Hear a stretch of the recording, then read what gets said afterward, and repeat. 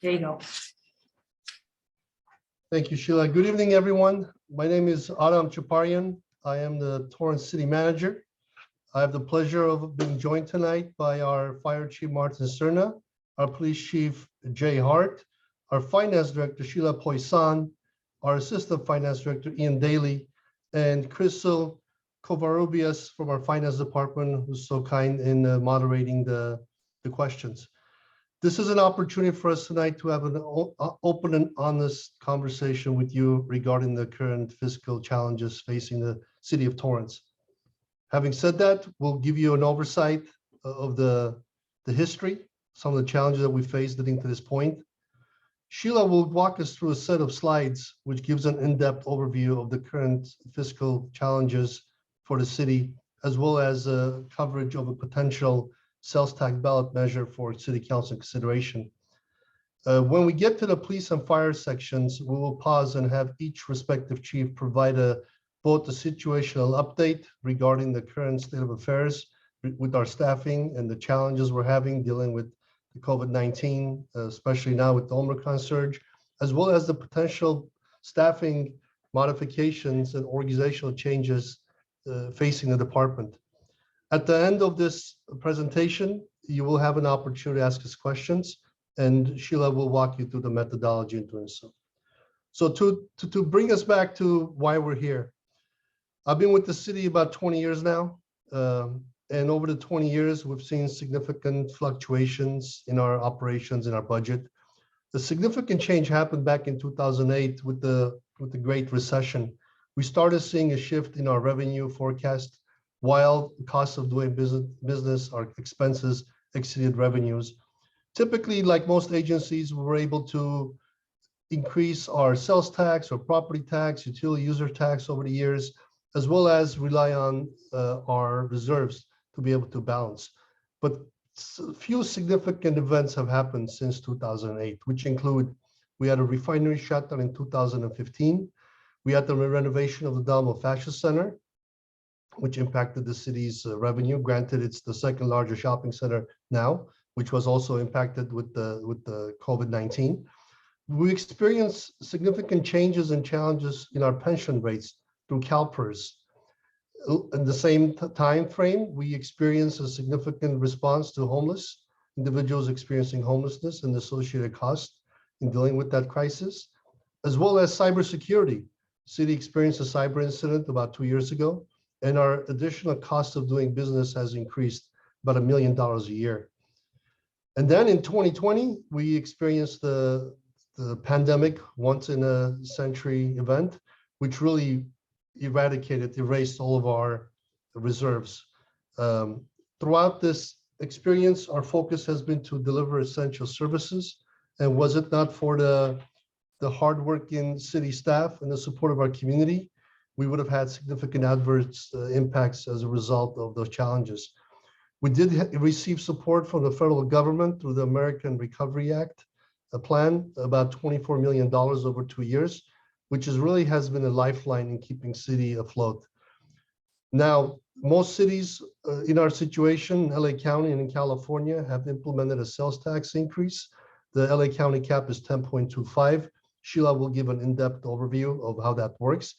The other options available are budget reductions, which, as I mentioned earlier, we have been in a posturing to eliminate positions, efficiency, maximization, as well as living within our means. We're at a point now, it's very hard to balance our budget without making significant cuts, which we did last year. And we also have 5% cuts that we implemented this year with the police and fire in abeyance pending the potential outcome of the sales tax measure. So with that, I am going to turn it over to Sheila Poisson, our finance director, who will walk us through the slides. The chiefs will have an opportunity to provide a situational update and share some of the challenges that they're experiencing. And at the end, we'll open it up for questions, and Sheila will explain the methodology in getting those questions answered. Again, sincere thanks and appreciation to all of you for taking time out of your busy lives during a very difficult Omicron surge in joining us tonight because you care about the community, you want to learn, and please reach out anytime. And thanks for joining the conversation and in continuing this conversation. Sheila.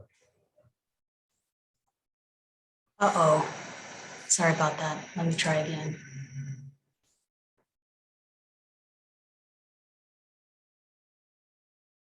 Give me a minute while I close all that and try and reopen.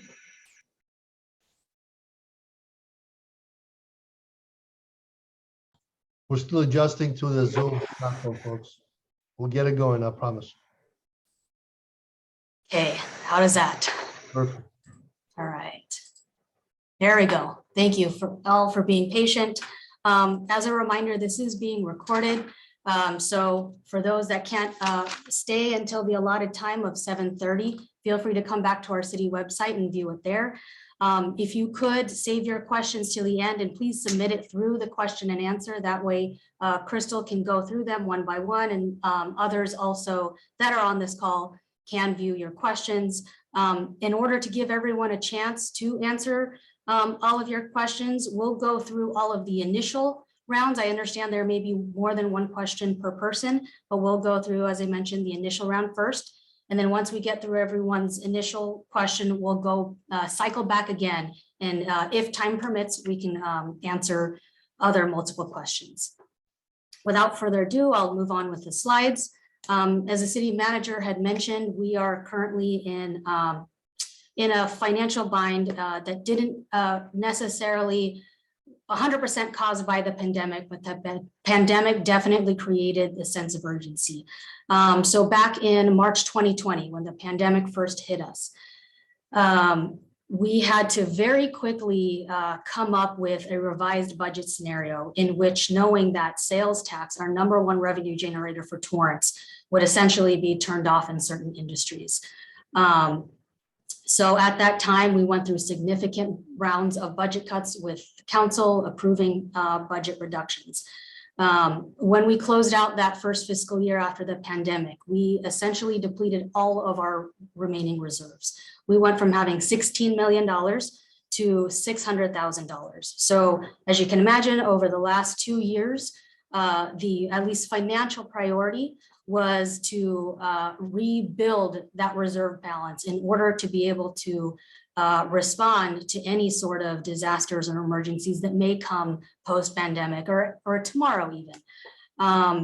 Also should note that our previous city manager, current city manager, has made a commitment to maintain the same level of services as we always do. So it was a challenge to maintain that same level of service with that reduced revenue base.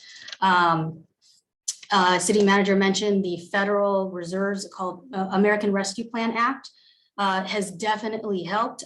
However, the last of the 2 tranches, I would call, that we are going to receive is in June. So we received 12 million last year, and we will be receiving 12 million this June. And that helps basically just bridge the gap short term in closing our budget gap. As you may have seen in the news, the city of Torrance has ranked 4th on the California State Auditor's High Risk Assessment Dashboard. What this is a program that was launched by the California State Auditor back in 2019 to identify California cities, that's over 470 cities, at risk of financial distress. So we had jumped up on this list up to number 4, obviously a list we do not want to be on, mainly for 2 reasons. General fund reserves is the category. So this is a 100-point ranking system. And then also a liquidity. So in those 2 categories, we basically scored 0 points for the same reasons I had mentioned earlier. Liquidity, meaning our cash balances are low for a city of our size, over $300 million budget for a full service city. So on top of needing to gain financial stability, more funds are also needed to address some unbudgeted priorities. You probably all see out in the streets that homelessness is an ongoing issue and priority that needs to be addressed, and cybersecurity to protect the information of our residents and businesses. Those are priorities that we currently do not have the funding and budget for, however, need to be addressed. Just to give you an idea, cybersecurity is costing the city at least $1 million a year or more than previous. In terms of emergency and litigation readiness, I had mentioned back in 2020, our reserve balance was depleted. We say here that only 4.7 is available in ongoing emergency reserves. I'll update that now to this point. Our current forecast to the end of this fiscal year, which is June 30th, assuming we do receive the federal rescue funds of $12 million, is that we'd be able to build that back up to about 10%. So about 24 million, of course, subject to change as forecasts are updated. However, 20% is what is the recommended reserve by the General Finance Officers Association. That's really only 2.5 months of operating expenses. And what that means for the city of Torrance, general fund only, is about $44 million. So we went from 600K building back up to hopefully at the end of this fiscal year, 24 million. However, that is through the efforts of holding several vacancies. So we've been holding since 2020, anywhere between 100 to 200 vacancies citywide in order to assist in rebuilding this balance. Additionally, I'd like to add that we currently have $0 in our reserve for potential litigation. And speaking of litigation, not only in the nation and in California, settlements and awards have been trending upward, particularly for civil rights, catastrophic injury, and wrongful death matters, which we are seeing here at home at the city. So as we stand right now, we are highly vulnerable in the event of a disaster, another public health emergency, or a major lawsuit. Which is why back in October, we came to council with a recommendation to reduce the city budget by general fund city budget by 5% across all departments. Mind you that this, as I'd mentioned earlier, is the second round of cuts. So including last year's and what was implemented this past October, we've already cut the general fund budget by 11.5%. What was approved in October, though, is that the fire and police departments will delay their reductions until July 22, pending a potential sales tax measure, which I'll go into in upcoming slides. So given that fire and police departments make up 65% of the city's general fund budget, it's very difficult at this point to avoid cuts in those areas. At this time, I'd like to turn it over to Police Chief Jeremiah Hart and Fire Chief Martin Cerna to discuss the impacts of what a 5% budget reduction in their departments would be and current challenges they're facing at this time. Good evening. Thank you, Sheila. Chief Hart with the Police Department. As we go through the slides, I'll point out, I'm not going to read them line by line, but I will point out the highlights as we go through them. So with the 5% reduction to the budget for the Police Department, the challenge for both police and fire is that the majority of our costs for our budget are for our people. They're our most valuable asset. And the only way to see a reduction to $8.5 million is to then look at the way we organize, use people, and how that affects our missions. So you'll see with the front bullet point there, and the direction I gave to staff as we're moving through this process is to have an intellectually honest conversation of what it would look like, what is the core function of the police department and the services we provide to the city, and then where are the cuts that we can make and what would be the real impact. And one of the things you'll see that towards the top is slower 911 response times.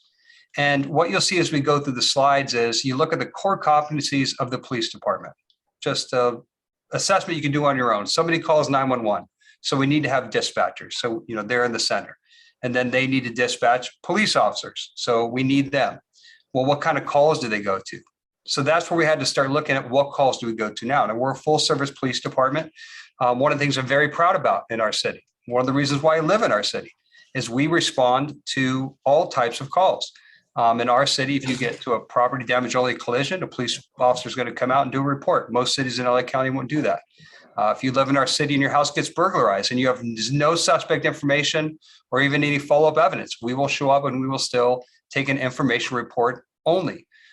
Those are the type of services we provide, but those are the things we then had to start looking at, because as you start to reduce the amount of employees you have to start being more strategic in the amount of tasks that you let come inside the organization. So a lot of the tasks that were normally placed on specialized details those would be removed. And the responsibilities then would then be placed on your patrol officers in the field. So they would be busy on more calls for service that take more time and would have slower response times for calls in the field that we see now. And that's where we see fewer on-duty police officers for neighborhood patrols. We predict with the reduction of officers, what you would see is them tied up more on calls where they're not able to drive around as much, trying to clear as much calls as they can from their queue.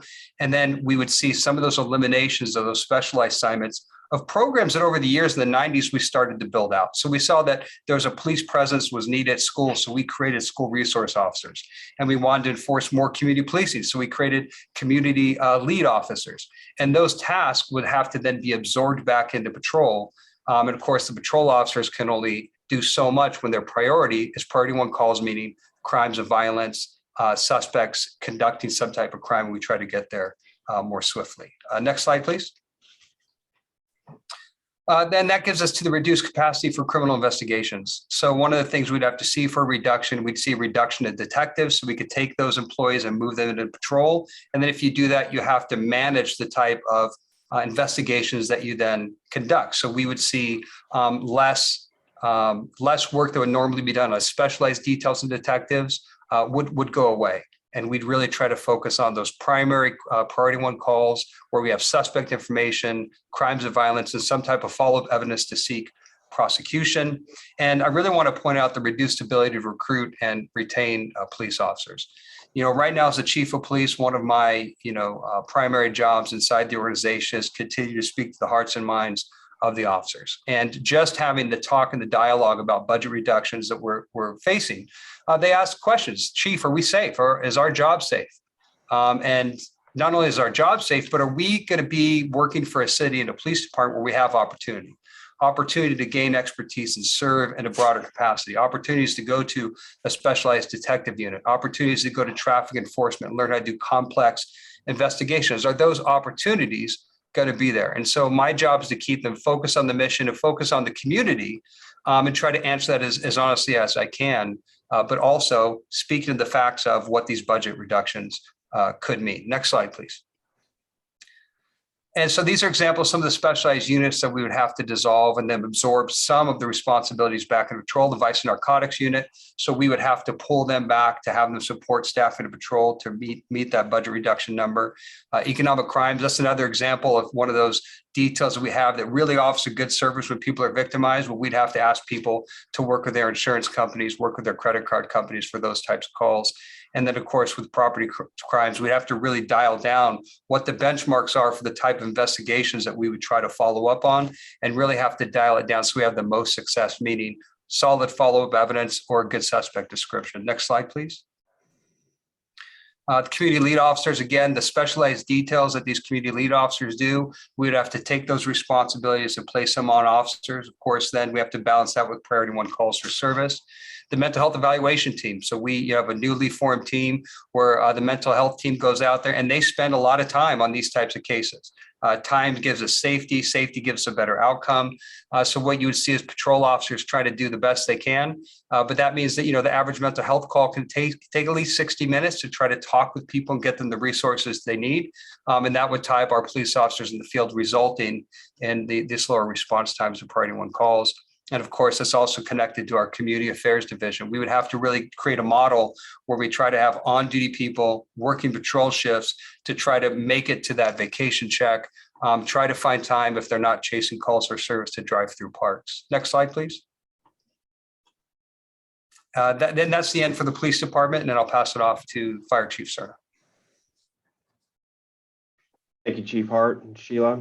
Good evening, everybody. I'm Martin Cerna with the Fire Chief for the City of Torrance. I'm going to go over a couple of items, as Chief Hart had touched on. The biggest impact for both our organizations when we talk about and we speak to the budget reductions or 5% budget reduction is our people. As he shared, it is our most valuable resource as we provide and focus in on our mission. Just to kind of give you a sense, the fire department's overall budget is 92% based in salary. For us to achieve a 5% budget reduction, it really means a reduction in firefighters. 4 years ago, the fire department completed and developed a community risk assessment or standards of coverage document. The document was in union with the department's self-assessment manual and the fire department's 5-year strategic community-based strategic plan. Our standard of coverage document does provide the community a deployment analysis to determine the distribution of Torrance Fire Department resources, overall coverage strategies based on comprehensive historical data, analytics, and trends. One of the key pieces of our SOC, our standard of coverage document, is the development of response times, as well as expectations and goals. Which also included, this document also includes the establishment of an effective response force baseline needed to abate emergencies of all call natures. Next slide, please. Every second counts, especially during medical emergencies. The development of our community risk standard of coverage document has a primary goal, that is to reduce the impacts of an emergency with a focus on response times, as well as resiliency of our fire department. Our deployment modeling software assists with developing strategies to increase patient survivability. As noted by many organizations, such as the American Heart Association, the key to patient survivability is rapid CPR, coupled with a robust emergency medical services or paramedic services with good response times. Next slide. We have been highly successful over the past several years with our medical outreach initiatives, such as our hands-only CPR and fall prevention programs, which have had positive impacts across our community. We have expanded our partnerships with organizations such as UCLA and the Henry Gluck Foundation. This partnership has allowed the Torrance Fire Department to assist with staffing a mobile stroke unit, which is very innovative in the medical field, pre-hospital setting field. And to circle back, our primary goal is to increase patient survivability. A reduction in services could increase our paramedic response times anywhere between 6 minutes to 7 minutes and 45 seconds based on our deployment modeling software. It would also have an impact on the department's ability for resiliency, or really that next call that's coming through our 911 center.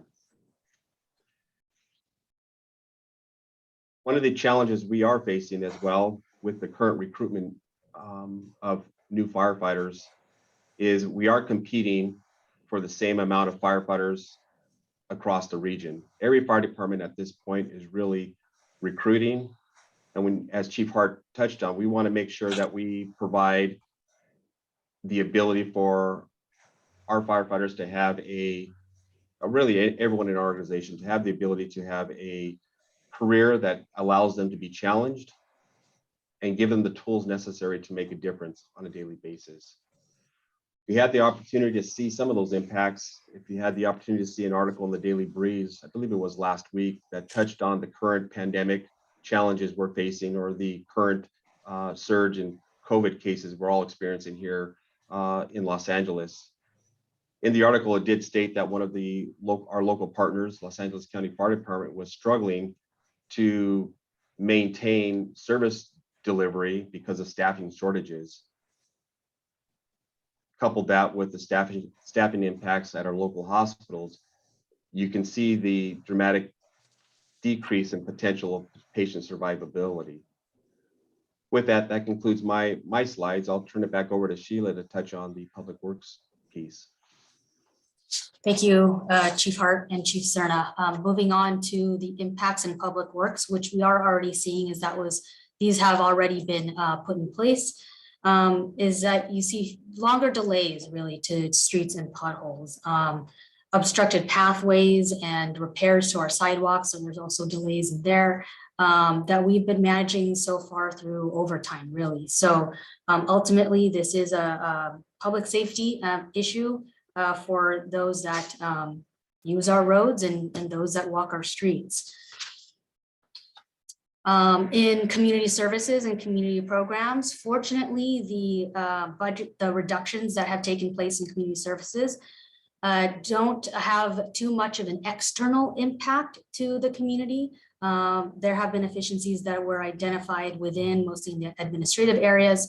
However, any sort of budget reductions or new revenue proposals do have to be approved by City Council. And should Council decide to pull back or reduce the reductions, I guess I can say that, in public safety, or should a sales tax measure not be an option, we will have to, at the very least, consider these types of community programs. So again, to be clear, these programs have not been reduced, but they are on the table for discussion should they need to be.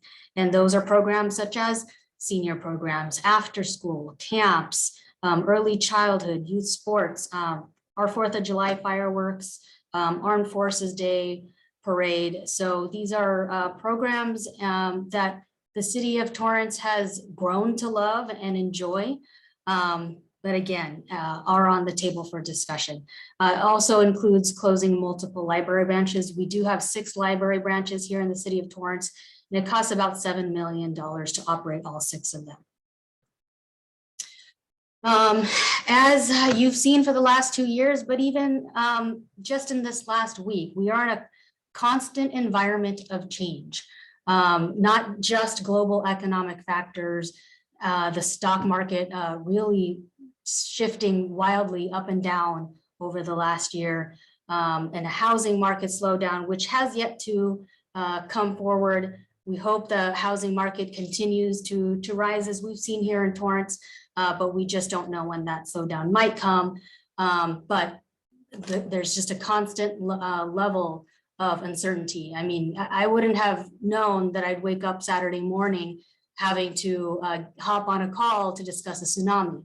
So on top of COVID-19, those types of disasters can come forward at any moment in time, on top of also litigation exposure that we try and manage best as much as we can, but that is also a risk that is uncertain in terms of when it can happen and what the impact will be to the city.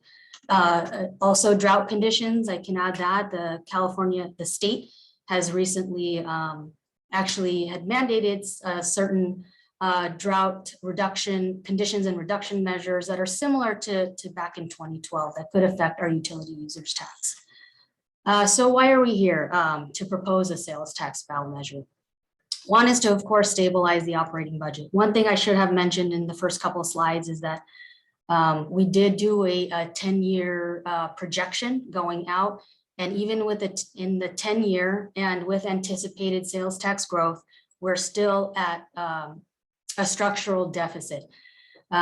We need to desperately rebuild the reserve. So as I mentioned, we can be responsive to the next disaster emergency and move forward with capital projects that we've been delaying for several years because of the financial situation we're in. A 3/4 cent will bring approximately $27 million, and that $27 million will 100% of those funds will stay here in Torrance. Second, to restore public safety and maintain service levels, our community has continued to communicate with us that public safety is their #1 priority. So should a tax measure be placed on the ballot and voters approved, the public safety reductions will be restored and we'd be able to maintain our current service levels. Address unbudgeted priorities such as homelessness and cybersecurity. And lastly, to maintain local control. As an example of the last 2 county sales tax increases, these were passed in 2017, only 15 cents on the dollar is being returned back to Torrance. So we had generated here about $37 million, and we only received back $5 million of that. So how does a transactions and use tax going forward? I'll refer to this as a TUT work. Our current sales tax rate right now here in Torrance is 9.5. And as you can see here, the majority of that goes to the state and county. We only keep 1% of the 9.5% rate. The reason why it's a 3/4 cent TUT proposal is because that's what is remaining left in the state maximum of 10 1/4. At this time, there is no rumors or not aware of any attempts by the state to increase that, and it would actually take state legislature to increase that, should they even want to. We had recently added this slide because we did receive several questions about Orange County and why their tax rates appear to be much lower.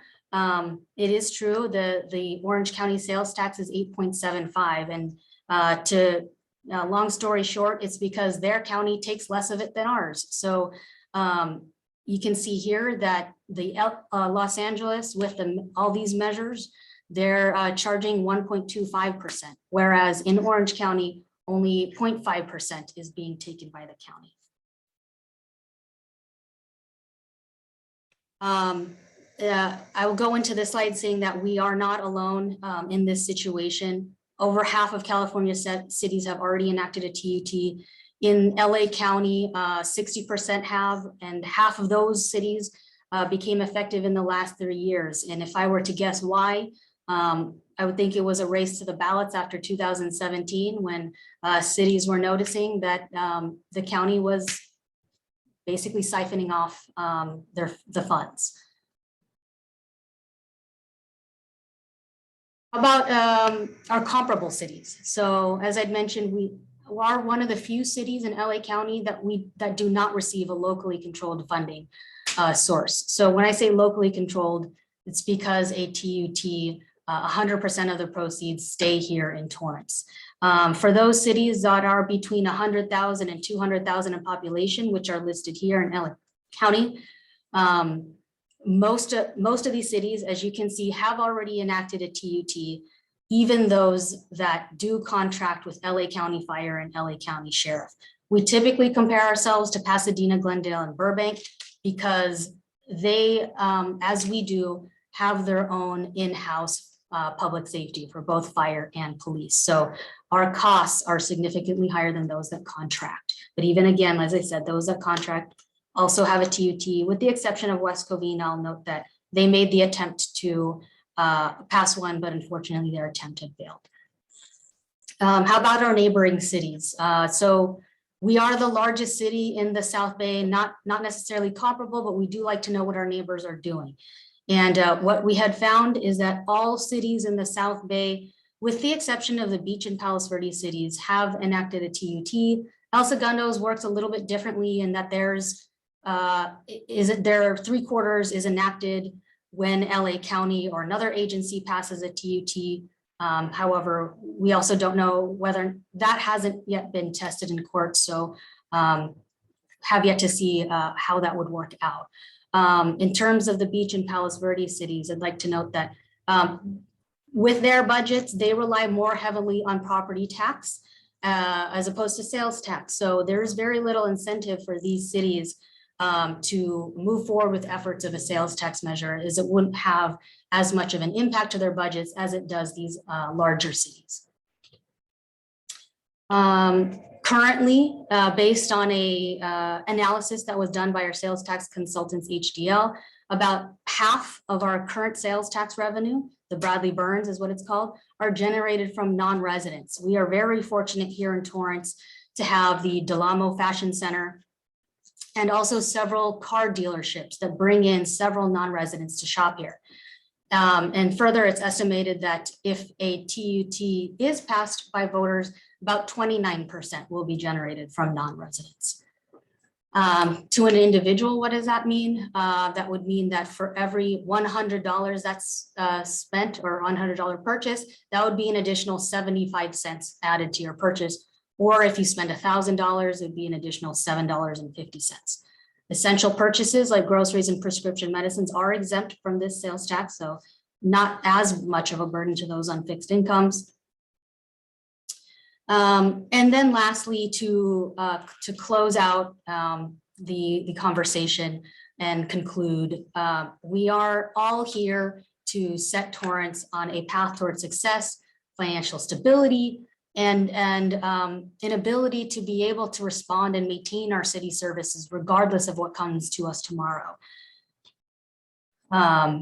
a locally controlled, as I mentioned, would stabilize our city budget.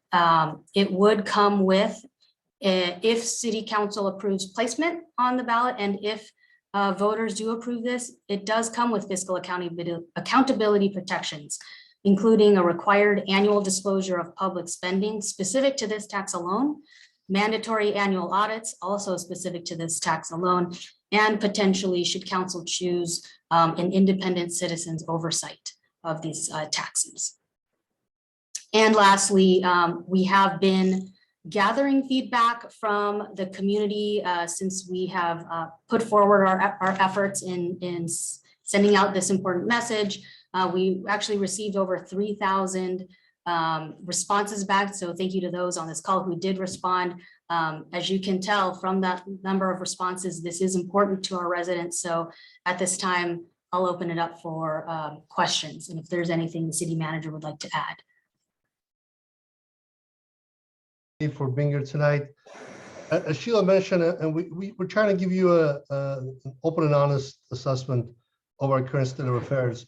The projected fiscal constraints, as well as the projected deficit for the next 10 years, we call it structural deficit, is one we need to address.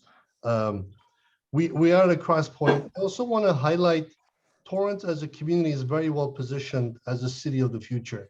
To be in the middle of the Torrance as a premier city in the middle of the LA airport, having our own downtown, having access to the beach, to over 2,400 hotel rooms, 20 car dealerships, being a hub of major technology centers, having world-renowned hospitals. Torrance can and will be, is the premier city. We're just at that crossroads of having our expenses exceed our revenues. So the conversation started with city council through our response to COVID, having to make the necessary budget reductions to continue to provide service. We're holding 200 vacancies right now. That's not sustainable. One point I want to emphasize, our counterparts, we call them comparable cities, Glendale, Burbank, Pasadena, Santa Monica, Beverly Hills. These cities all have 10.25 sales tax. They all have dealerships, they have hotels, restaurants, shopping centers. So that puts Torrance in a very disadvantaged position when we're competing and trying to be an employer of choice. And as such, we want to have a in-depth conversation with you. Please type in your questions. Those we can't get to will respond. I've shared with you the link to torranceca.gov essential services. This material, including the webinar tonight, will be posted. Please spread the message to your friends and family. I think when we can be all educated on the challenges and opportunities facing the city, we can then come up with the solutions. So with that, we'll open it up and hope to answer your questions. Thank you for the opportunity.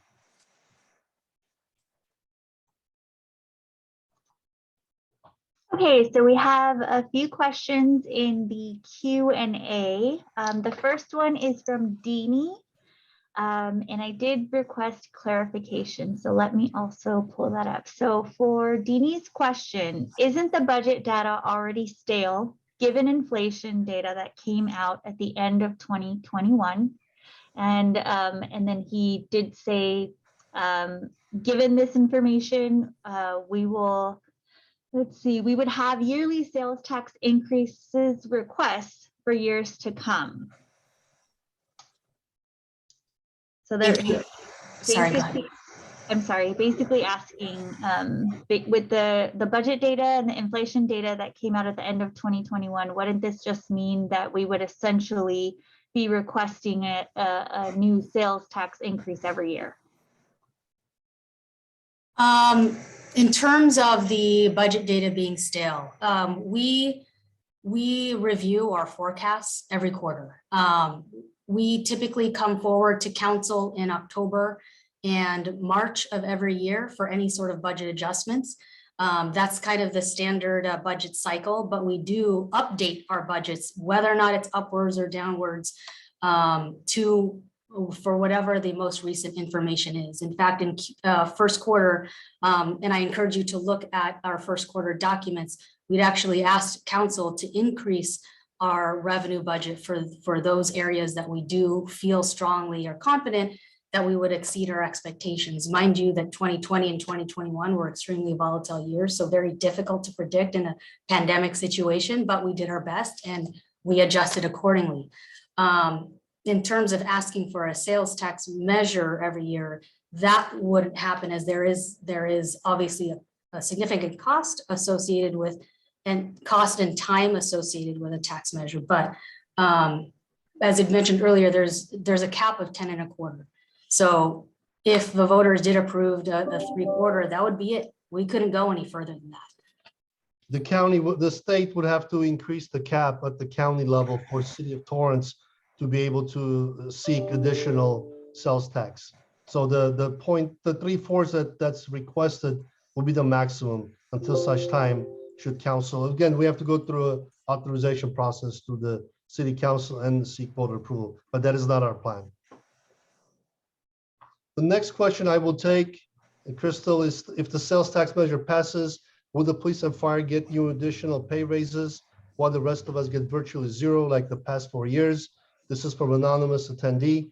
The answer is we, the city in good faith, negotiate multi-year contracts with all employee groups. The timing, we could not predict that we'd be in the middle of a pandemic. City council has stayed committed to making sure that we honor the terms of those multi-year contracts with our public safety partners. As I said earlier, the city of Torrance wants to maintain critical services and qualified employees. We have to be competitive, and as such, we hope to stabilize the city budget, rebuild our reserves, and be in a position to negotiate multi-year contracts which are competitive in a very challenging marketplace. Right now, we're struggling. Every week, I hear of an employee that's leaving for another agency for pay increase, growth opportunities, fear of what may come in Torrance with the fiscal uncertainty, and also just the challenges of carrying the additional workload. So those are realities we're facing every day.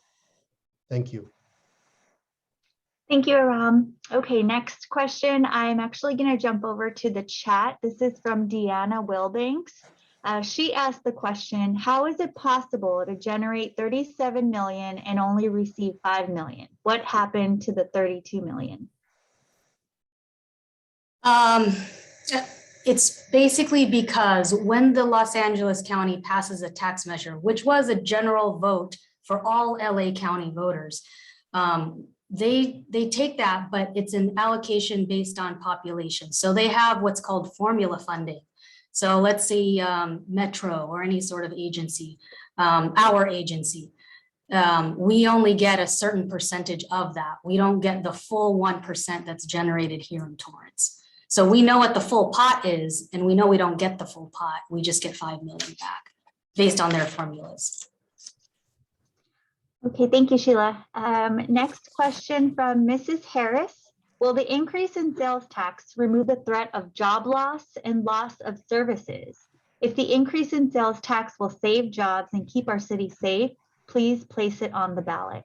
I'll answer that one. The current framework that was presented for council consideration assumes two things. If the sales tax does not pass, we have to reduce positions.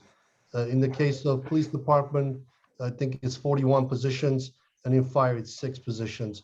Those won't be necessarily job losses since we have vacancies, but those will be service reductions.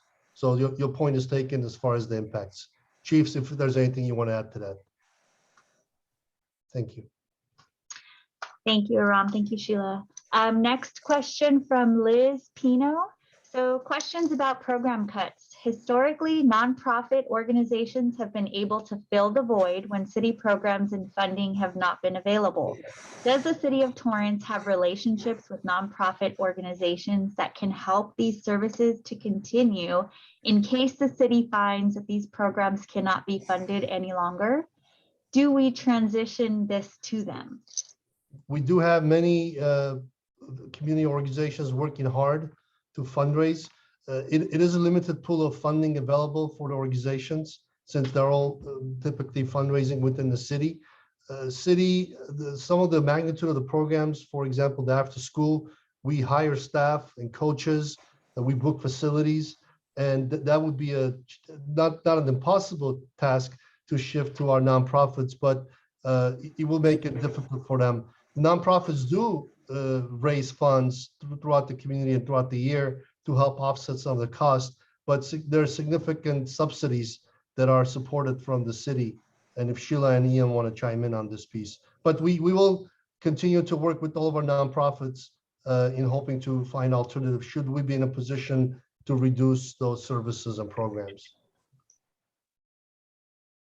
Thank you, Ram. Okay, next question is from Alan.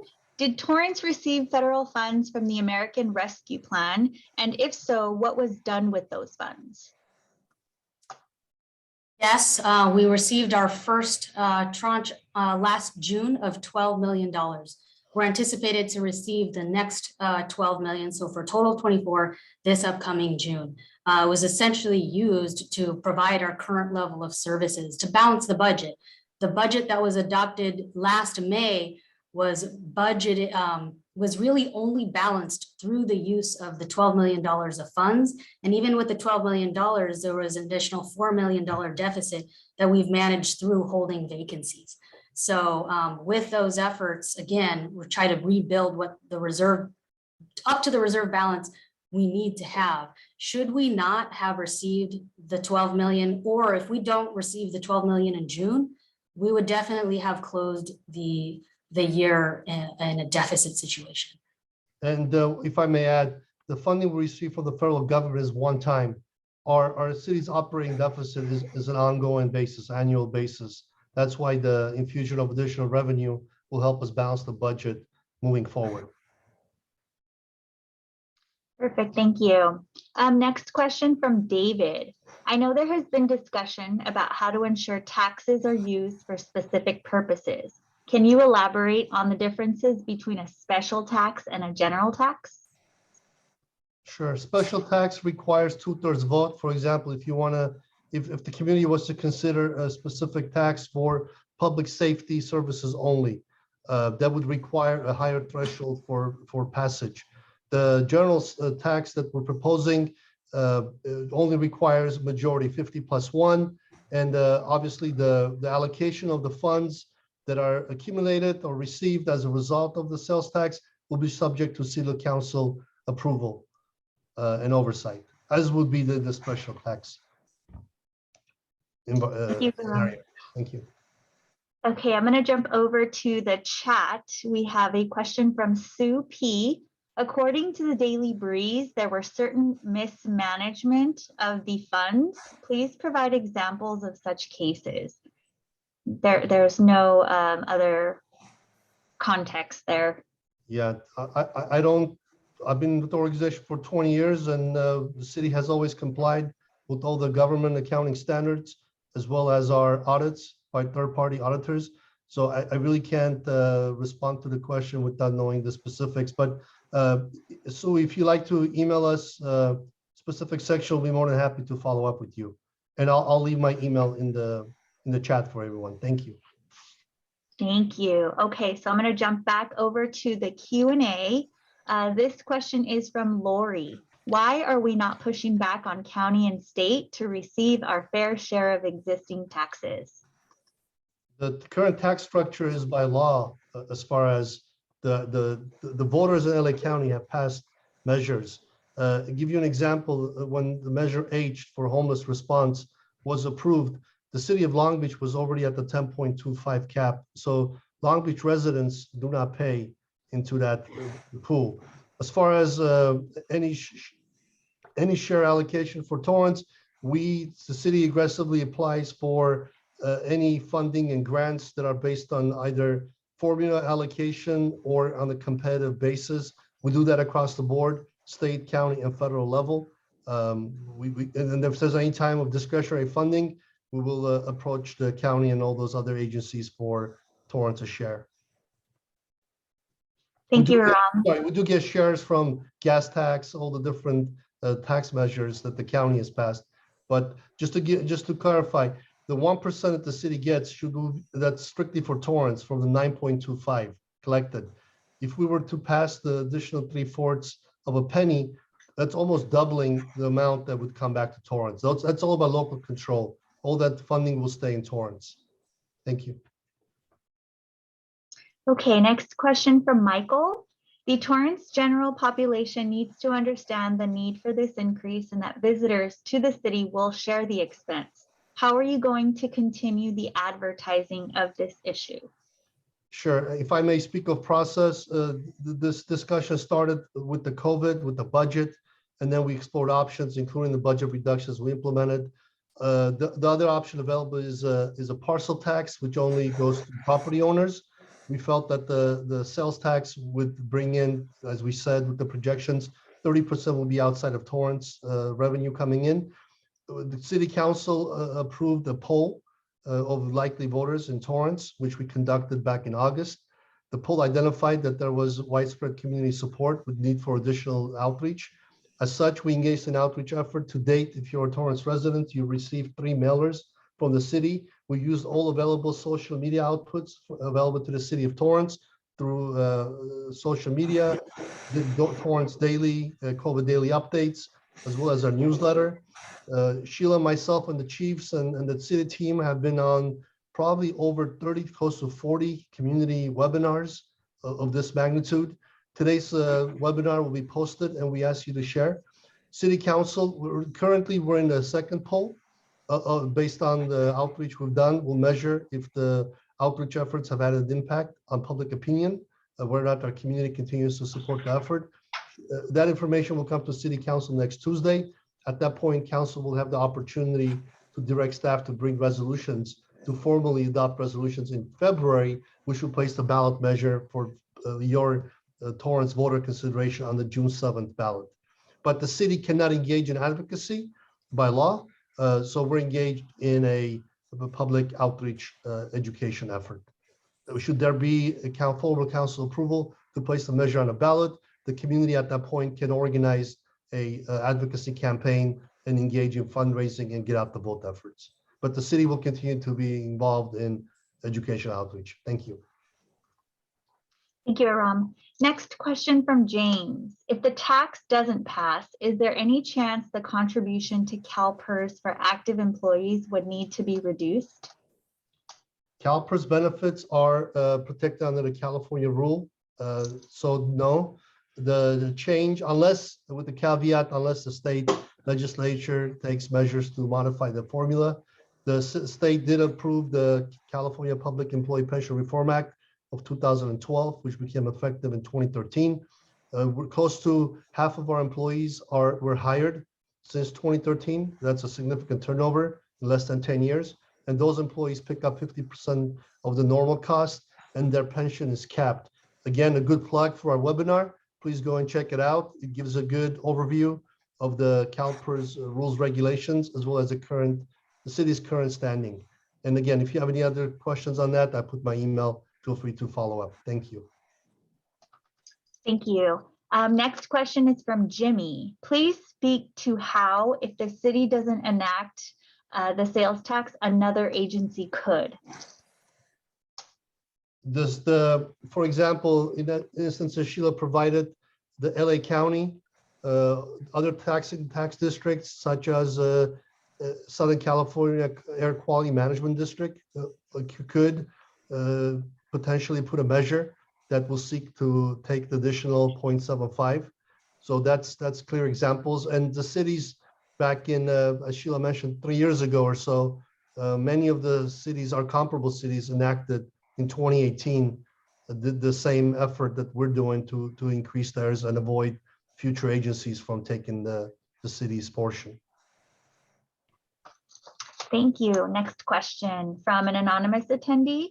How does this sales tax request, let me reread this. I might need to reword this a little bit. How can this sales tax request be prevented from being spent on unfunded pension liabilities? The city council approved the issuance of lease revenue bonds, which raised about $350 million in bond issuance, which prepaid our share of the unfunded liability, significantly reducing the city's cost in out years. The savings are being utilized to balance our budget. We also set up a CalPERS pension trust. Again, the funding that's generated will be subject to city council approval. Thank you, And- Aram. If we can just skip to the folks who haven't asked the question, that would be great. Thank you, Crystal. Mhm. And we can come back to the other ones if time permits. Okay, I do have a question in the chat from Ellsworth Chan. What are the causes and number of litigations against the city of Torrance on an annual basis? There can be anything from trip and fall to civil rights, use of force. We're in a very litigious environment. Any one of you who follows the daily news, you hear the significant judgments that are issued against public agencies. So Torrance is vulnerable to those, and Sheila can speak about our unfunded liabilities and the litigation costs associated. I don't necessarily have at this point, although I was just looking it up, what the number of current litigation claims that we have that are open right now. I do know that what we are forecasting with current open claims through the end of this year is about $21 million. But again, we've just noted that this is a recent trend of an extremely litigious environment. That isn't necessarily what the history has been. Historically, I want to say, and correct me if I'm wrong, Mr. Daly, I believe it's about $3 million. Well, in total, $8 million in terms per year of self-insurance claims that are expended. That's about what we've experienced over the last 5 years. Okay, thank you, Another Sheila. thing I would add is that the unfunded outstanding liability that we have on the books today is north of $50 million, about $56 million as well. Right. So if you look at our financials, that figure is what you would see in the financials as a negative fund balance. It's meaning an actuary every year values what all of our open claims are worth. If we had closed every single one of them today, which obviously wouldn't be the case, it takes time to close out these cases, but they are all in total valued at about 50 million. Thank you, Sheila. Thank you, Ian. This next question is from an anonymous attendee. Just because other cities are at 10.25 doesn't mean we should follow suit. Instead of making this a permanent sales tax increase, why not give this a sunset clause of 10 years so that if we find it successful in addressing these issues, then we can vote to extend it. Having transparency about where it's going is great, but with additional revenue, there is always a risk of this becoming a general fund slush fund. The Torrance voters select the council that makes fiscal policy matters, and as such, council will determine how the funds are spent and allocated. I will leave it at that. And as far as the sunset clause, the current measure does not have a sunset clause. However, voters can at any time put an end to it. The fiscal constraints that we're projecting will be with us well into the future as cost of doing business keeps increasing. Thank you. Thank you, Aram. We are going to jump to Cliff's question. Thank you to the city manager, chiefs, and Director Poisson for the presentation. How much of our 2021 year-end reserves was a result of one-time funds, such as federal support for the city and one-time transfers from other funds? Also, Director Poisson, can you please elaborate on your statement about projected multi-million-dollar deficits in future years, absent further action by the city? Sure. In terms of developing our 10-year, to keep it simple, we kind of broken it up into two different chunks. Cost of living to our employees, because over 80% of our budget is salaries being full service. Contributions to our reserves, because as I mentioned, we do need to build that up to 20%. And on top of that, we need to build for the first time a litigation reserve. And then also replacement funds. So we have to plan out what our replacements for vehicles and even infrastructure are for the next 10 years. And given that, and our current revenue adjustments. And as I'd mentioned, we adjust our revenue expectations every quarter. So even with the sales tax positive sales tax results that we are seeing this year, we do work with our consultant HDL, and their expectation is that though there is a good level of growth this year in sales tax, it begins to taper off in that next year. So working with them, we adjust our revenues in that way. But to give you an example of the impact, the compounding impact of an additional increase for salaries, let's say we give a 2% adjustment to employees. A 2% adjustment in the first year for fiscal 24 is about $3 million. Now take that $3 million and another 2% the following year after that, another 2% after that, and going forward. That 3% at the end of year 10 is $29 million. So that's how we have to manage the 10 years. But again, any sort of adjustment, salary adjustments are subject to city council approval. In terms of one-time revenues, Ian, can you remind me what page that's on, if you don't mind? I know we had published it. Yeah, page 75 and 76 of the Q1 report quotes $22.8 million as either one-time revenues or one-time transfers across funds. CARES Act funding 1.8 million, closed capital projects 4.2, final payment from the transit fund for the RTC land at 4.7, and the first of the 2 American Rescue Plan payments of $12 million. Thank you.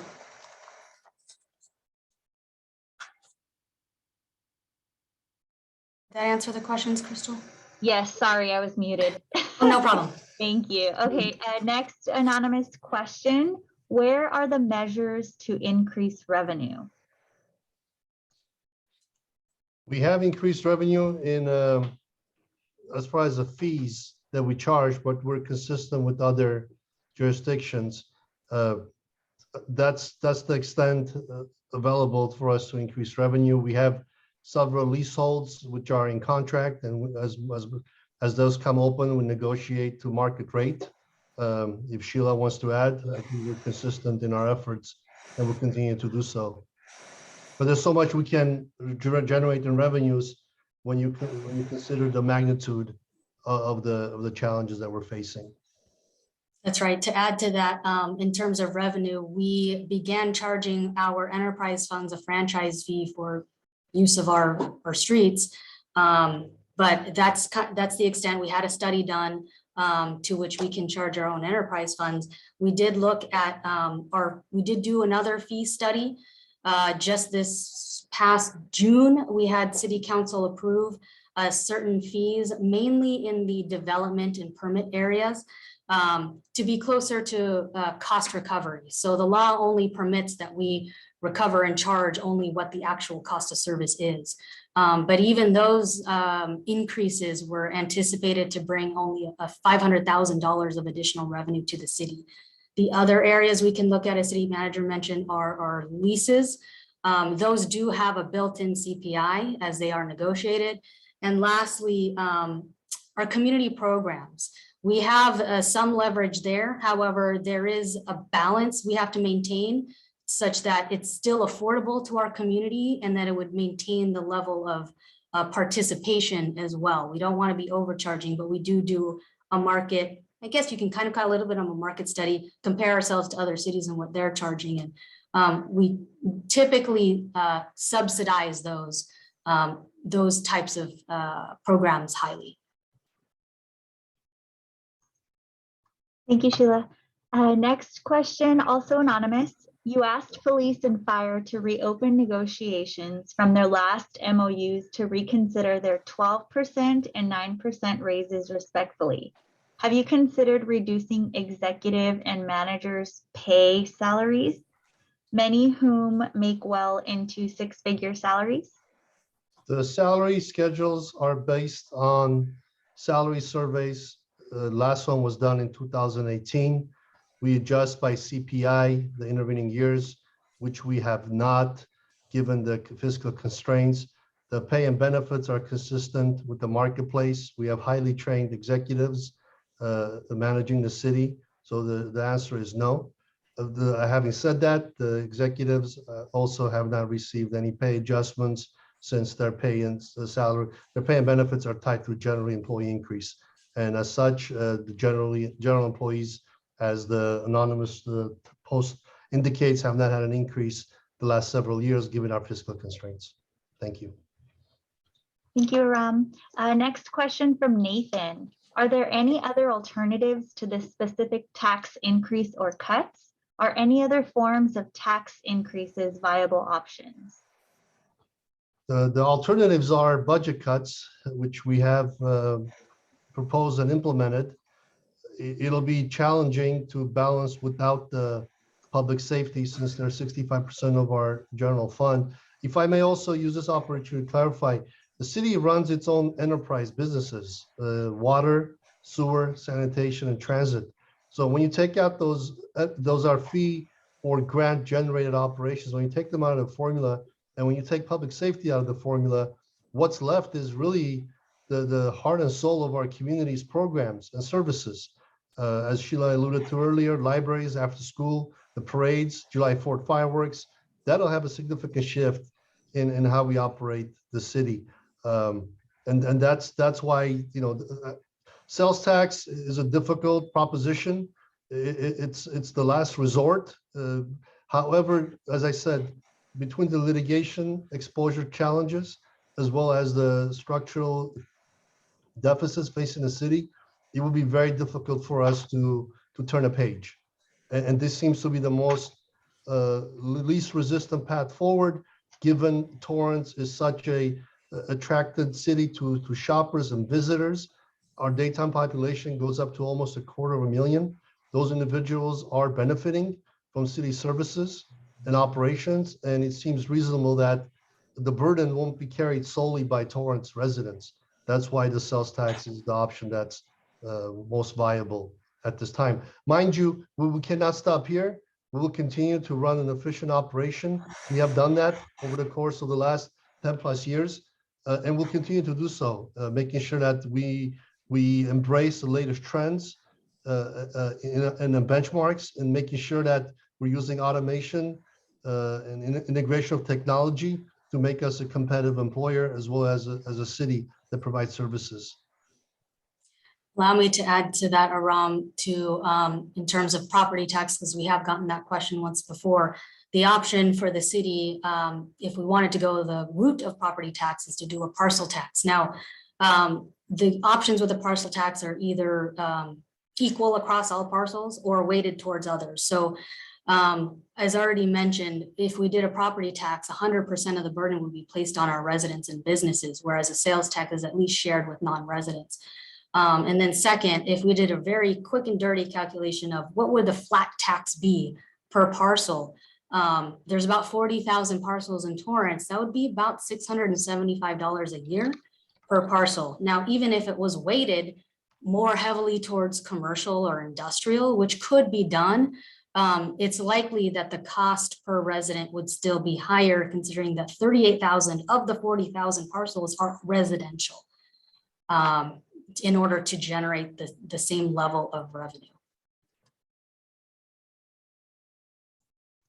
Thank you, Sheila. I'm going to jump to Mario's question.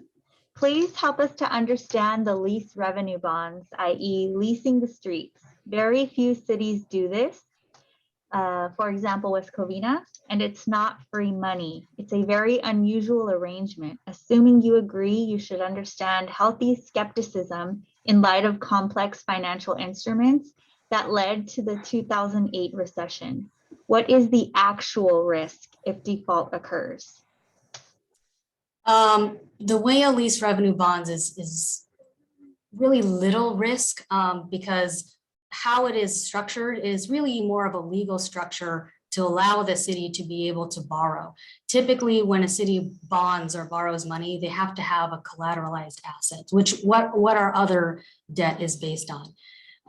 In order for the city to be able to borrow a significant amount, $350 million, we had to look elsewhere without tying up our other current assets. So a structure was set up so that a separate entity was created to, quote, lease back use of our city streets, but is really a legal structure in order to be able to do so based on the value.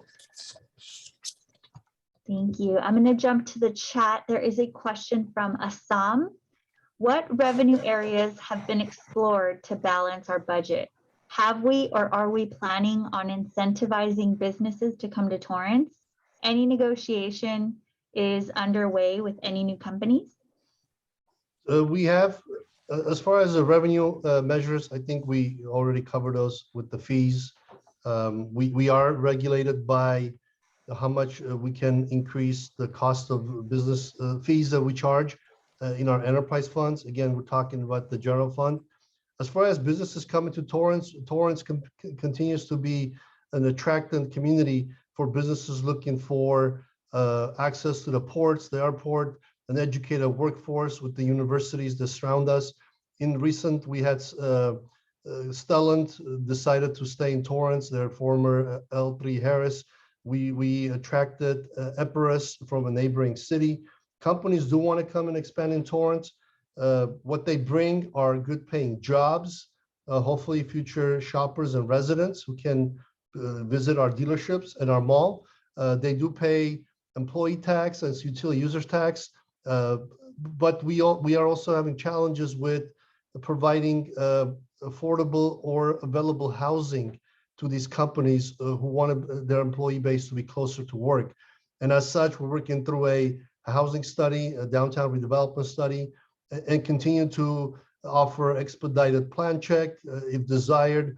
We have a very hands-on economic development team.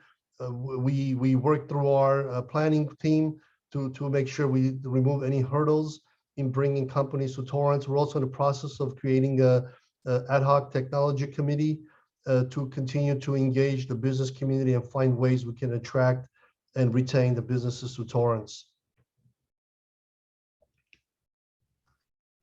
Thank you, Aram. Let's see, I think that, there is one question in the chat from Ellsworth. How often does the city conduct a tabletop emergency planning and exercise? And what is the city cost associated with such emergency planning? Chief, I'll turn that over to you, Chief Cerna, as far as the tabletops. Yeah, thank you. Great question. The city conducts an annual emergency operations or EOC training annually. It includes all department heads, executives, as well as managers. The exercise usually goes through two shifts. As far as the cost, this is also in conjunction. I was just looking at your question in the chat.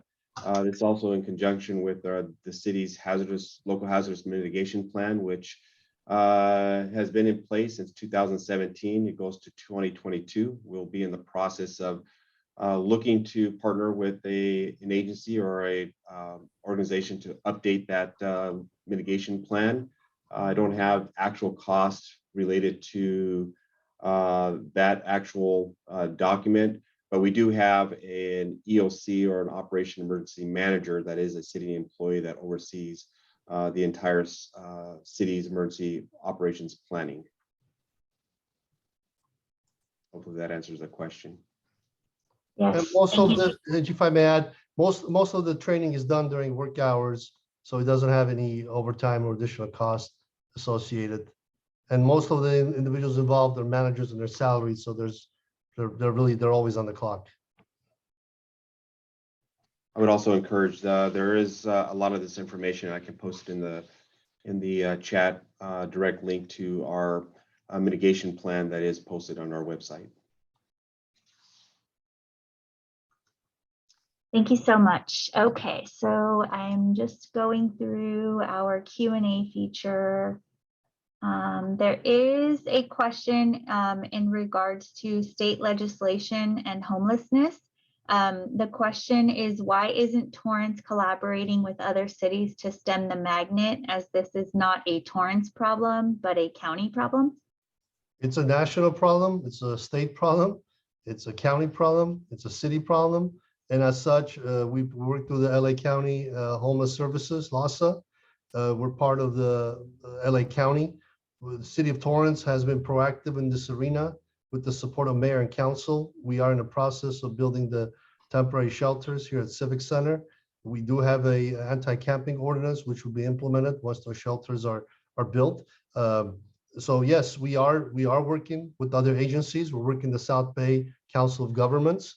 As resources are available, Torrance is aggressively pursuing funding to be able to provide services, and we continue to encourage our partners in other South Bay and LA County cities to do the same, as well as the state through Project House Key, Room Key, and all the efforts in reducing homelessness. Perfect. Thank you, Aram. I do believe that we have answered everyone's questions that has not been given an opportunity, or was given an opportunity, I should say. To the rest are anonymous and repeat questions. I believe we have the Newton family open still, if you want to go to the top and come back down as time permits for the next 10 minutes. And then are we capturing the questions that so we can post those later on? Yes, the questions, yes. Thank you. The ones we didn't answer. Thank you. Yes. And then, so from the Newton family, I believe this is Lori. Are we attracting new business, high-tech, good-paying jobs here, or are we building distribution centers with little staffing and lower-paying jobs? We are attracting businesses here, as I mentioned earlier. The former Toyota site will be fully developed, and once it's complete, we'll probably end up with more employees there than when Toyota was here in Torrance, in the tune of 4,000. That's the Ceres Regis project. The industrial distribution market is very hot right now in LA County, and as such, Torrance is constantly sought out after. But we do encourage more industrial manufacturing type jobs, and not the influx of trucks that other communities have experienced. So that's a constant effort through our community development team and the city manager's office to attract companies that bring good paying jobs to Torrance. And I think we're succeeding in that effort. Thank you, Aram. Sue asked, during this time, will there be a wage freeze in all the city's departments? I believe they are talking to holding vacant positions. It's combination. Again, we're contractually bound for MOUs that do have a pay component to them. Most employee groups have MOUs have expired. So the only scenario where an employee right now is receiving a pay adjustment is if they're new hire through the executive manager merit pool plan or through our STEP system. Those employees who have maximized the STEP system or through the executive management plan have not had a raise or wage adjustment the last several years. Perfect, thank you. Mario would like for us to address his question that was in the chat. So he asked, for several years, 2016 through 2019, using the measure number of staff compensated greater than 300,000, Torrance has been more top heavy than the comparable cities, including Pasadena, Burbank, Glendale, per Transparent California. The 2020 data just recently came out. Torrance staff making that compensation dropped sharply from 85 to 43. Was there a significant and unusual number of retirements to cause that drop? Ian will respond. I think Ian responded to this in the last webinar, and I asked him to respond again. Thank you.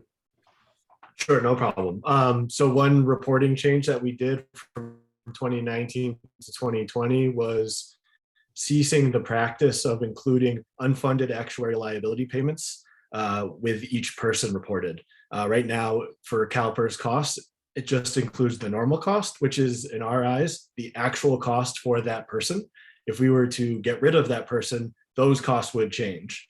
Unfunded liability payments just get redistributed across the remaining population, therefore are a fixed cost not related to that person, and that's why that number dropped. Thanks, Ian. Thank you, Ian. Okay, and let's see, there is a question. how would the additional tax revenue be used to support the city's homeless plan? We can hire additional outreach workers. We can also invest in the purchase and development of excess properties or motels and converting them to potential housing. But I think the housing navigator and support staff is an area where we could definitely use the resources. As the chief mentioned, homeless isn't just a single incumbent position. It's a citywide effort. We could invest in a homeless response fire team with the nurse, a mental health official, support from TPD, as well as our own staffing. Right now, we're in contract with Harbor Interfaith for a very effective outreach coordinator, but that's one individual covering the entire city of Torrance. So those are some examples of the potential investment in the homeless arena. Okay, and then we are wrapping up with the last few questions. There is one from an anonymous attendee. With housing sales generating astronomical property taxes, how can we continually have such wide disparities between revenue and expenses? As Sheila mentioned earlier, the property tax revenue that's generated has a significantly less impact on the city's revenue. Sales tax being number one, we get a higher share, even though it's 1% of the 9.5. Sheila can break down how property tax works, with significant money going to the schools, rightfully so, for education in the county. But Torrance gets 1.25 of that share. Thank you, Aram. You're muted, Sheila. Sorry about that, Crystal. In terms of property tax, it works similar to sales tax in that we only get a portion of the 1% that our residents pay. We only get 12 cents of that one. So 12 cents on the dollar. The rest of it primarily goes to TUSD. And it's a similar answer in that a 3% adjustment to property tax is about $2 million a year. Whereas when our salaries are adjusted only 2%, it's a larger impact. And then I'll go on to the next. So there is one more question. We have 3 minutes left from a Nathan. What is the anonymous attendee. Have you shared your research analysis and a plan with an outside agency with expertise to get perhaps a different perspective and plan? As I'd mentioned earlier, we work with property tax and sales tax consultants because they are the two largest revenue sources for the city of Torrance. So we do, on the revenue side, work with consultants on that end. In terms of framework and structure of our budget, I should have also mentioned for our lease revenue bonds. For our lease revenue bonds, as I believe it was Mr. Leas had asked about the risk of it. In order to get those bonds approved was a very robust process to get approval from credit rating agencies. So we worked with credit rating agencies who basically had to approve our rating through a series of reviewing our financials, answering several pages of questions, in-depth analysis, and these are financial experts, in-depth analysis of our annual report and our budget to determine whether or not the plan is sustainable. So, and also I should mention that these credit rated agencies actually just received an email from them this month, are following up with us because our rating is on a watch. It's AA, but it's on a watch basis. So they are monitoring us to make sure that we are actually following through with our plan of budget reductions and proposed revenue adjustments. Thanks, Crystal. Thank you, Sheila. Okay, and then let's see, there was a question, will this be the only Q&A Zoom for the sales tax proposal? We are actually scheduling additional ones through the community groups. I believe we have another open community webinar coming up on January 31st, hosted by Councilwoman Kalani, and we'll be sharing that link to the community. Please continue to follow us, Facebook, Instagram, and Twitter. Visit the material that was shared and share with your friends and family, folks. We just want to have an open and honest conversation. Ultimately, council make the decision moving forward, And then you as Torrance voters will have the opportunity to determine the next steps as far as the consideration for the sales tax. With that, we appreciate your time. We appreciate the questions that you posed. This presentation will be posted online, and we'll also try to get to the questions that were posted that we didn't get to. Thank you, Chiefs. Thank you, Sheila, Ian, and Crystal, for your time. Have a good evening, everyone. Please stay safe. Bye-bye. Thank you, everyone. Good night.